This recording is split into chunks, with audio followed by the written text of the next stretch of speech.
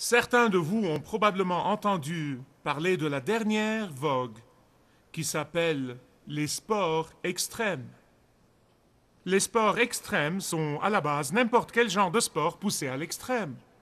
On me dit que skier sur des pentes raides dangereuses est merveilleux. Non pas pour moi, mais pour beaucoup de gens. Et l'on me dit aussi que skier sur ces pentes raides en sautant d'un hélicoptère est encore plus merveilleux. Sport extrême. Le point essentiel, c'est que la plupart d'entre nous regardons les athlètes pratiquer ces sports extrêmes alors que nous sommes assis dans notre fauteuil rembourré, alors que nous sommes installés confortablement et en toute sécurité devant la télévision. Qui court le plus grand danger? Les champions des fauteuils rembourrés ou les athlètes qui pratiquent ces sports extrêmes? Je peux vous dire en toute certitude que les athlètes paresseux spirituellement courent un risque bien plus grand que les athlètes paresseux physiquement. Les paresseux spirituellement peuvent se sentir en sécurité, mais ils sont en réalité en autodestruction de l'intérieur. Les athlètes paresseux spirituellement présentent habituellement les symptômes suivants. Écoutez-moi. Ils développent un amour faible pour le Christ. Ils développent des muscles de foie atrophiés. Leurs poumons ne respirent plus la grâce de Dieu et ne respirent plus le pardon de Dieu et la miséricorde de Dieu. Leur cœur n'aime plus les choses divines et ça peut leur causer, en définitive, ça peut leur causer une destruction spirituelle qui est bien plus grave que la destruction physique. D'après Jésus, les paresseux spirituellement de Laodicée courez le risque d'être vomis de la bouche de Jésus. Je vous prie donc d'ouvrir avec moi le livre d'Apocalypse chapitre 3 à partir du verset 14. Levons-nous en honneur de la parole du Christ ressuscité.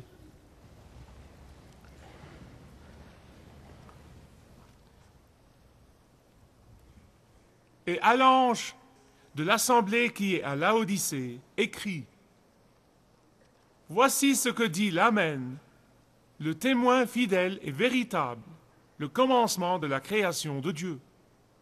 Je connais tes œuvres, que tu n'es ni froid ni bouillant. Combien j'aimerais que tu sois ou froid ou bouillant. Ainsi, parce que tu es tiède et que tu n'es ni froid ni bouillant, je vais te vomir de ma bouche. Parce que tu dis, je suis riche, et je me suis enrichi, et je n'ai besoin de rien, et que tu ne sais pas que tu es malheureux, misérable, pauvre, aveugle et nu. Je te conseille d'acheter de moi de l'or passé au feu, afin que tu deviennes riche, et des vêtements blancs, afin que tu sois vêtu et que la honte de ta nudité ne paraisse pas, et un collier pour oindre tes yeux, afin que tu vois. Moi, je reprends et je châtie tous ceux que j'aime. Aie donc du zèle et repens-toi. Voici, je me tiens à la porte et je frappe.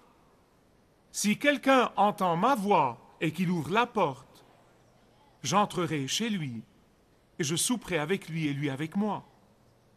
Celui qui vaincra, je le ferai asseoir avec moi sur mon trône, comme moi aussi j'ai vaincu et je me suis assis avec mon Père sur son trône.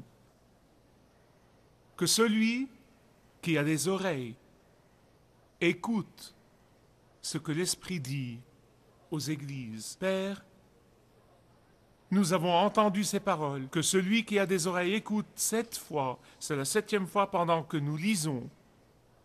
Semaine après semaine, ces 7 messages. Nous t'implorons au nom de Jésus, ô Saint-Esprit, d'ouvrir nos oreilles intérieures, nos oreilles spirituelles, et d'ouvrir nos yeux spirituels au nom de Jésus. Amen.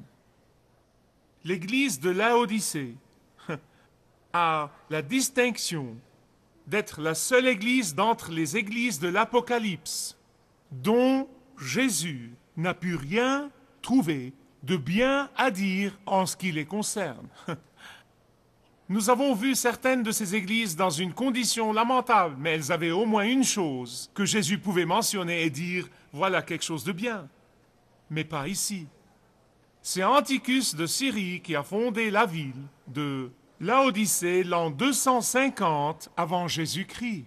Laodicée était une ville remarquable, je veux que vous m'écoutiez bien, car ce message est très important. C'était une ville remarquable. C'était le genre de ville où les affaires étaient tellement prospères qu'elles pourraient servir d'exemple à toutes les administrations des villes aujourd'hui. C'était le genre de ville que les conseillers en affaires pourraient montrer du doigt et dire « voilà le modèle parfait d'une ville que vous devez imiter ». C'était un grand centre financier. Toutes les banques du monde avaient un bureau à Laodicée. Toutes les maisons de courtage et les sociétés d'investissement ne pouvaient se permettre de ne pas avoir un bureau à Laodicée. Elle était aussi importante que ça. Non seulement ça, mais elle était aussi la capitale mondiale de la mode. Elle égalait en fait Milan d'aujourd'hui. C'était la capitale mondiale de la mode. Les moutons de Laodicée étaient connus et étaient de renommée mondiale pour leur belle laine brillante de couleur noire-violette, dont on fabriquait les plus beaux vêtements à cette époque-là. Mais non seulement ça, c'était aussi le centre médical de toute la région. Dans le temple avoisinant, le temple de Mancaro, il y avait une faculté de médecine attachée au temple. C'était la capitale financière du monde, c'était la capitale de l'industrie de l'habillement au monde, c'était le centre médical du monde, et pourtant, Jésus lui a dit, « Tu peux être la capitale financière du monde, mais ta pauvreté spirituelle est mortelle.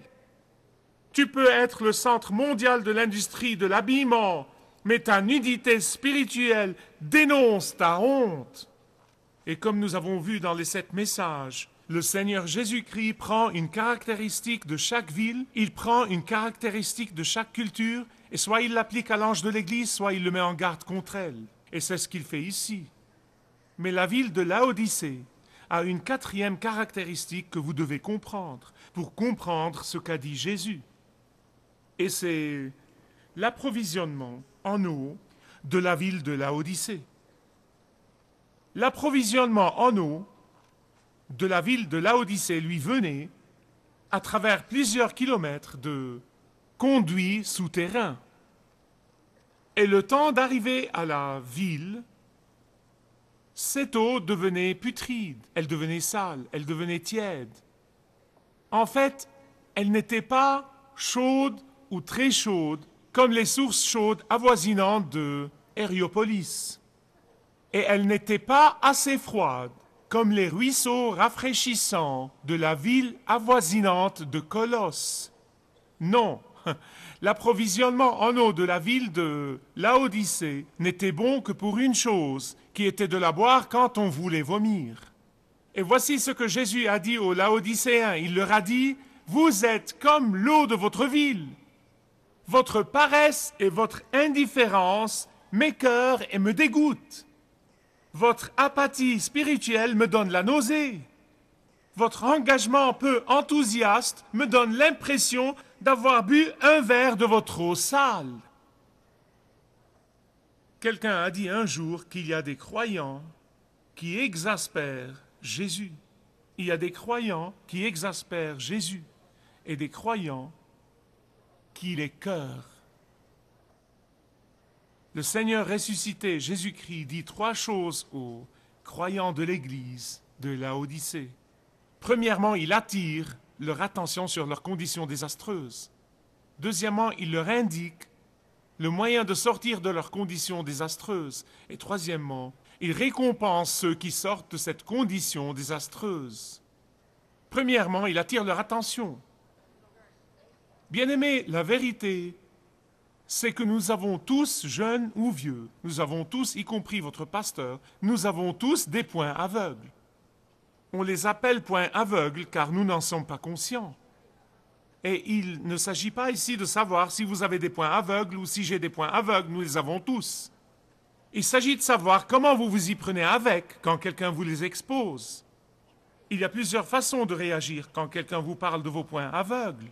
Quelqu'un de pieux dirait « Merci, laissez-moi en parler au Seigneur, je vais examiner ma vie et je vais collaborer avec Dieu. » Quelqu'un d'impie se fâcherait et dirait « Que veux-tu dire par point aveugle ?» Non, mais vous savez, il proteste parce qu'il pense qu'il est parfait.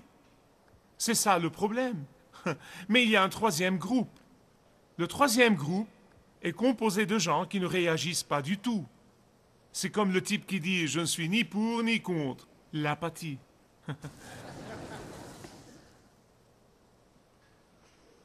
Mais vous savez, vraiment, d'après le temps que je passe avec Dieu, en méditant et en lisant sa parole, l'apathie est probablement l'ennemi numéro 1 du Seigneur.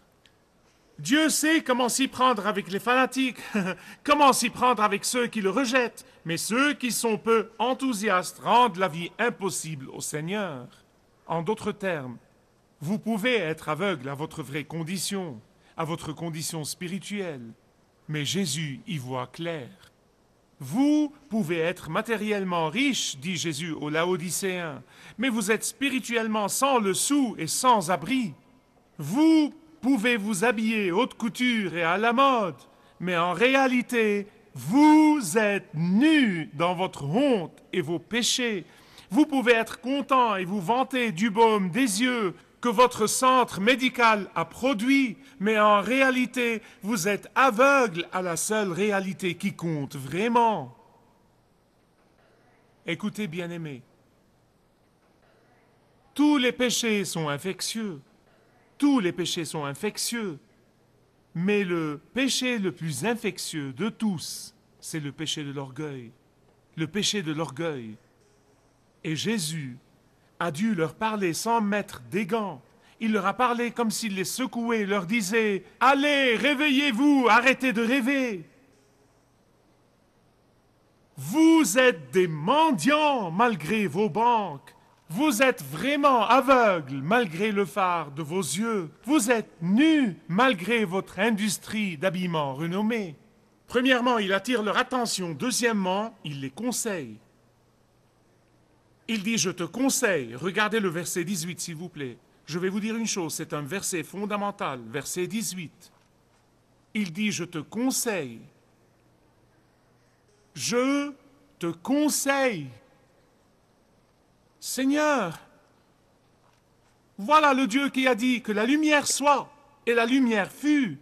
Voilà le Dieu qui a fait claquer ses doigts, et toutes les galaxies ont commencé à graviter avec une précision mathématique dans tout l'univers. Et c'est lui qui a dit « Je te conseille ». Écoutez, il aurait pu dire « Je t'ordonne ». Il aurait pu dire « Je te prescris ». Il aurait pu simplement dire « Je te commande ». Et personne n'aurait rien eu à redire. Il se décrit comme le souverain de l'univers dans le premier verset. Pourquoi? Oh, parce que Jésus respecte la liberté qu'il nous donne. Il a dit « Je te conseille ». Quand nous voyons quelqu'un qui agit sottement, quand nous voyons quelqu'un qui fait des bêtises dans sa vie, qui fait mal aux gens sans réfléchir, comment prions-nous pour lui? Je pense que la plupart de nous, pas tous, nous prions simplement « Dieu, arrête-le, change-le !» N'est-ce pas? Et Dieu dit « Je lui parle. » Oh Dieu, qu'entends-tu par lui parler? Change-le, fais quelque chose, arrête-le. Et Dieu dit, je lui envoie divers messages. Dieu, tu dois l'arrêter maintenant. Et Dieu dit, je le conseille. Écoutez-moi attentivement. Dieu peut nous terrifier s'il veut vraiment le faire, mais il ne le fait pas. Dieu peut nous ordonner, mais il ne le fait pas. Il peut nous prescrire, mais il ne le fait pas. Il préfère nous conseiller. Il préfère nous appeler. Il préfère d'abord nous conseiller. Il préfère d'abord nous guider. Il préfère d'abord nous mener. Oh, certainement, refuser son conseil entraîne toujours des fins tragiques. Refuser son conseil implique de graves conséquences. Oui, n'oubliez pas ça, mais il commence avec le conseil. Je te conseille. Vous comprenez pourquoi j'ai la chair de poule chaque fois que je pense que le Dieu de l'univers dit « Je te conseille ». Qu'est-ce qu'il conseille à l'Église? Il lui conseille de venir à lui et d'acheter de lui du vrai or qui est passé au feu. De venir à lui et d'acheter de vrais vêtements pour couvrir la honte de son péché. De venir à lui et d'acheter de vraies gouttes pour les yeux, pour guérir non seulement ses yeux, mais son aveuglement spirituel aussi. Certains de vous se sont probablement demandé quand ils ont entendu le passage biblique ou quand ils l'ont lu et ils ont dit minute, ils ont dressé l'oreille et ont dit « Jésus a dit, viens et achète de moi ». Qu'est-ce que ça veut dire acheter? Allons-nous maintenant acheter notre salut? Est-ce vraiment ce que Jésus a dit? Tu veux dire que je peux acheter mon salut de lui? Non, et 1000 fois non, vous m'avez bien entendu. Mais vous ne pouvez jamais acheter votre salut, quoi que vous fassiez. Que dit Jésus donc là? Que dit-il là? Viens et achète de moi. Écoutez, écoutez attentivement. Il lui offre l'affaire de sa vie. Il lui offre l'affaire de sa vie. Il lui offre la plus grande, la meilleure affaire qui soit. Voici ce qu'il dit. Viens à moi et en échange de ton péché, en échange de ta honte, je te donnerai le pardon.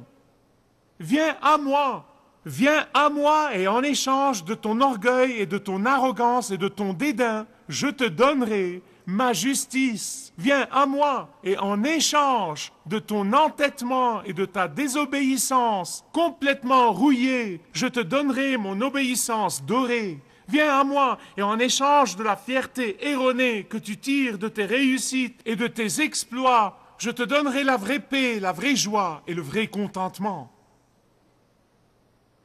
Je vais vous dire une chose, seule une personne insensée refuserait cette affaire. Pour ceux qui ne le savent pas, j'ai grandi au Moyen-Orient et je reconnais une bonne affaire quand je la vois. Et si je ne la vois pas, j'essaye de la créer. Je vais vous dire une chose. En invoquant l'autorité du plus grand négociateur au monde, je vous dis que c'est la meilleure affaire qui soit.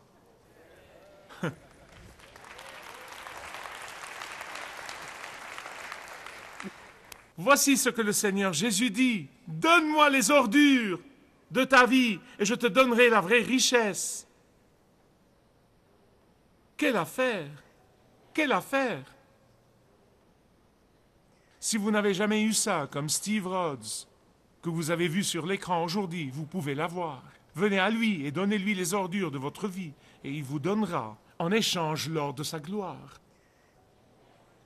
Vous savez, les théologiens aiment discuter à tout bout de champ. Non, mais s'ils n'ont pas de controverse, ils en créent une. Et les théologiens ont toujours contesté le fait que l'Église de Laodicée ait été composée de chrétiens nominaux, c'est-à-dire de gens qui n'ont jamais connu la vérité, ou qu'elle ait été composée de croyants qui avaient connu la vérité et qui sont devenus charnels et qui ont tourné le dos à la vérité. J'ai une simple réponse à cette question. Ça m'est égal. Ça n'a pas d'importance pour moi. Ça ne change rien. Leurs conditions ne changent vraiment rien. Que Satan ait aveuglé leur cœur, que ces gens aient été pratiquants ou non pratiquants, que ces gens aient un jour connu la vérité ou non, ça ne change vraiment rien. Le message du Christ ressuscité reste le même. Venez, venez, venez à moi. En fait, c'est Jésus-Christ, le ressuscité, qui vient toujours à vous. C'est lui qui dit « Je frappe à la porte de votre cœur et j'attends. » bien qu'il soit le maître absolu de la maison. Il n'enfonce pas et ne force pas la porte de votre cœur. C'est un gentleman. Il frappe doucement et il attend. Puis il frappe et il attend encore. Puis il frappe et il attend encore. Jusqu'à ce que vous l'entendiez et que vous lui ouvriez la porte et que vous l'invitiez à entrer. Et la décision finale de son jugement de vous dépend de l'avoir entendu frapper et de lui avoir ouvert la porte et commencer à communier avec lui. Premièrement, il attire leur attention. Deuxièmement, il les conseille.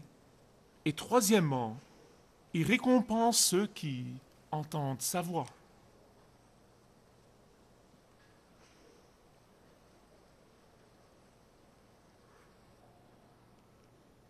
Celui qui vaincra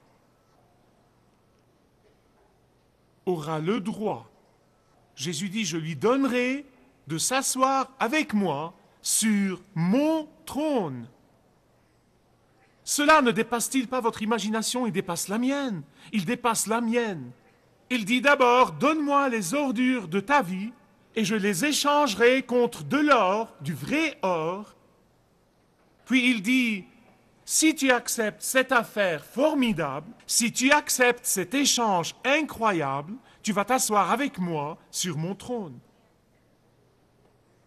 Vous voyez, cette récompense dépasse toutes les autres promesses que nous avons vues déjà et qui ont été faites aux 7 églises. Elles étaient données à la fin de chaque message, mais celle-ci les dépasse à toutes. Elle les dépasse en gloire, elle les dépasse en honneur, elle les dépasse en autorité.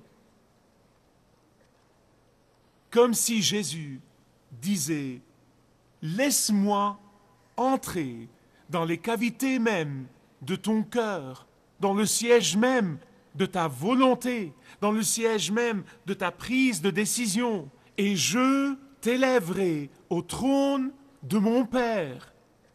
Invite-moi à la communion quotidienne avec toi, non pas au petit déjeuner ou au déjeuner parce que c'était de petits repas à l'époque, mais au dîner qui était le repas principal. C'est la fondation principale de ta vie, c'est le centre même de ta vie. Laisse-moi entrer là, et je communierai avec toi non seulement ici, sur cette terre, dans ta maison, dans tes affaires, dans ta voiture, partout où que tu sois, mais tu communieras avec moi au ciel. Toi, donne-moi l'autorité sur ta vie et je te donnerai l'autorité pour juger l'univers. Je vous ai dit, c'est une bonne affaire. C'est une affaire formidable. C'est l'affaire de votre vie. Je peux vous dire, avec autorité, c'est l'affaire de votre vie. Je vous implore, ne la refusez pas. Je veux clôturer en vous parlant de ces mots qui sont répétés dans chacun des 7 messages. J'ai compté 8 sur mes doigts et il n'y en a que 7. J'ai raté les maths. La plupart de vous le savent. À la fin de chacun des 7 messages, une phrase est répétée, la même, sans changement, exactement la même, elle est répétée. Que celui qui a des oreilles écoute ce que l'Esprit dit. Ça veut dire quoi? Que dit Jésus là? S'il vous plaît, quoi que vous fassiez, ne décrochez pas, c'est très important. 1 minute et demie, je demande votre attention pour ce temps. Que celui qui a des oreilles, ça veut dire quoi? Je l'ai laissé délibérément jusqu'à la fin. Voici ce que cela veut dire. Cela veut dire que vous ne pouvez pas être assis là aujourd'hui, ou nous regarder à la télé, ou nous écouter à la radio, et penser en vous-même, ce message aurait été parfait pour un tel. Cela veut dire que vous ne pouvez pas dire si seulement un tel était là pour entendre ce message ou écouter ce message ou regarder ce message. Non, non, non, non. Voilà ce que Jésus voulait dire. Il voulait dire que ce message particulier est pour vous, et vous, et vous, et vous, et moi.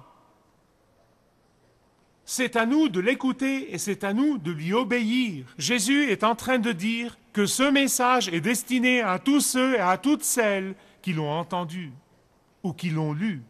Chaque reproche est destiné à vous. Chaque promesse est destinée à vous.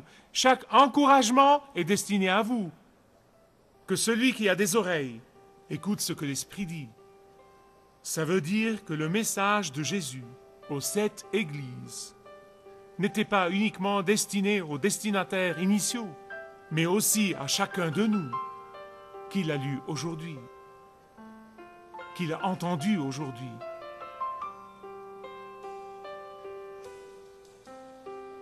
Que celui qui a des oreilles écoute l'Esprit.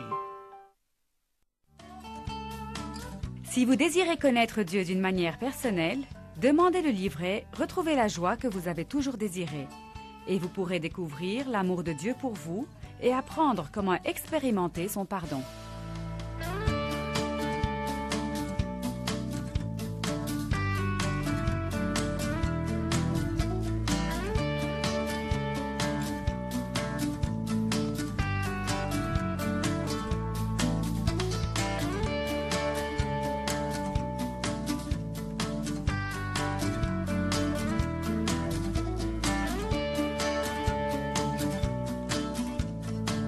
Si vous avez une relation personnelle avec Dieu et vous êtes intéressé à marcher plus intimement avec lui, demandez le livret « 7 pas sur le chemin de la foi » qui vous guidera dans une relation plus profonde avec votre Père Céleste. Demandez votre livret gratuit.